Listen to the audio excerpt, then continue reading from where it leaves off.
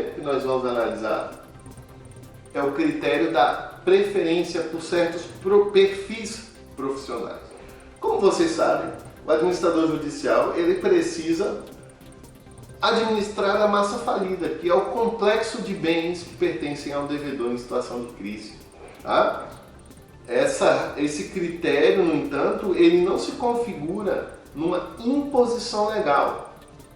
Se o juiz quiser, ele pode preferir uma outra pessoa que não possua necessariamente essas formações. Tá? Isso está a critério do juiz, mas a lei oferece a ele essa sugestão para que ele adote um desses perfis profissionais. Quais são esses perfis profissionais? Bom,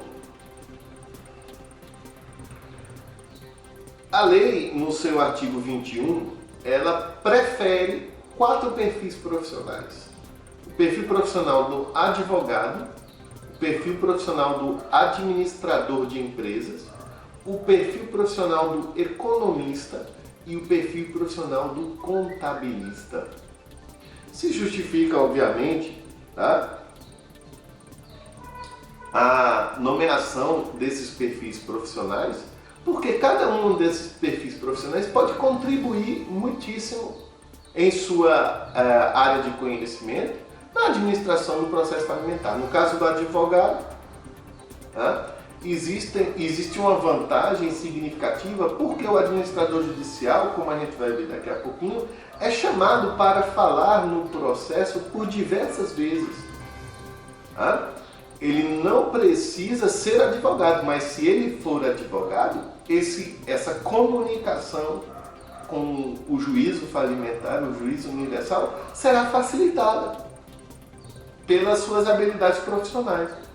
Tá certo? O caso do contabilista também se explica porque o administrador judicial deverá analisar, a fim de fazer a verificação dos créditos, né, toda a escrituração de uma determinada empresa, tá certo?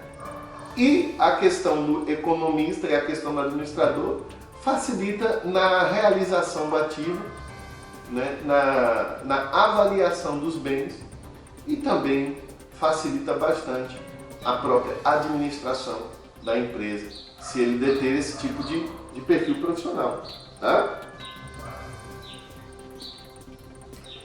A Lei de Falências adota expressamente no artigo 75, parágrafo 1º, o princípio da economia processual, o que também pode justificar e embasar essa preferência por certos perfis profissionais.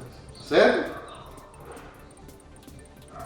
Óbvio que o juiz escolhendo, por exemplo, um contabilista e ele no exercício da função de administração judicial precisasse fazer representar em juízo, ele pode, né, obviamente, contratar um advogado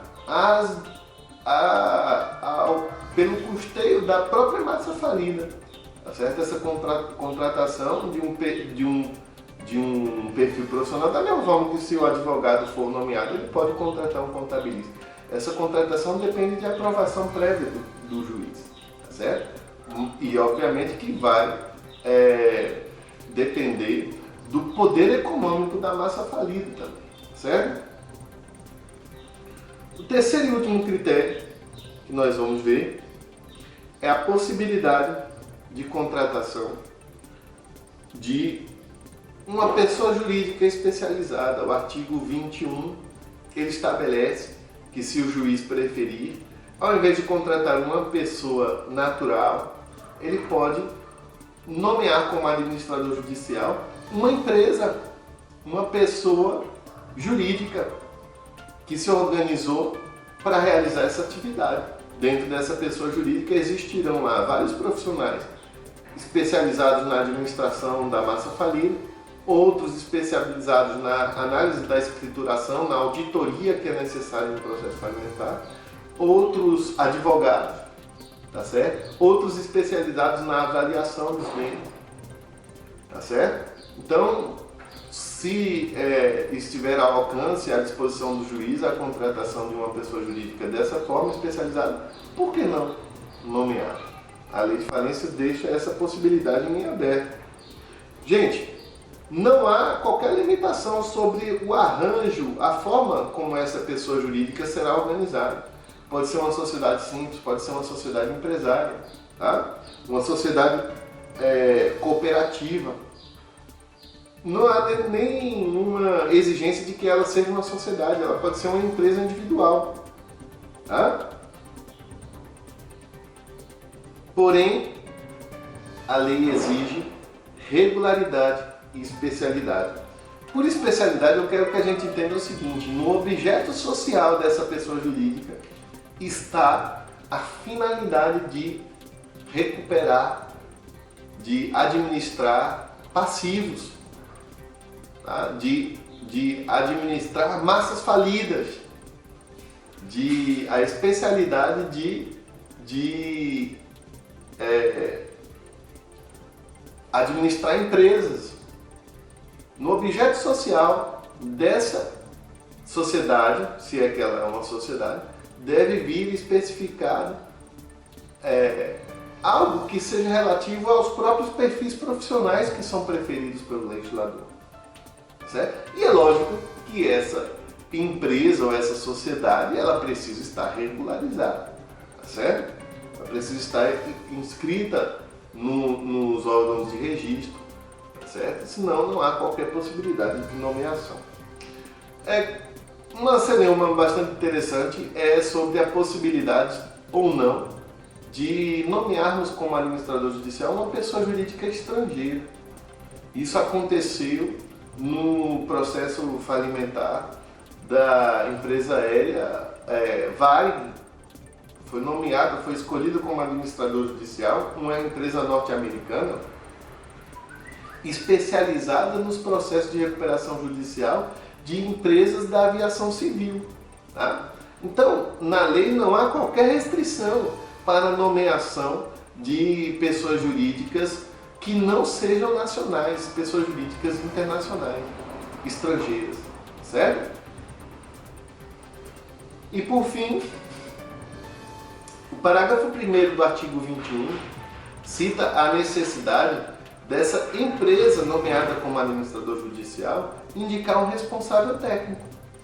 Esse responsável técnico, ele responderá pela empresa nomeada e assume solidariamente a responsabilidade junto com essa pessoa jurídica.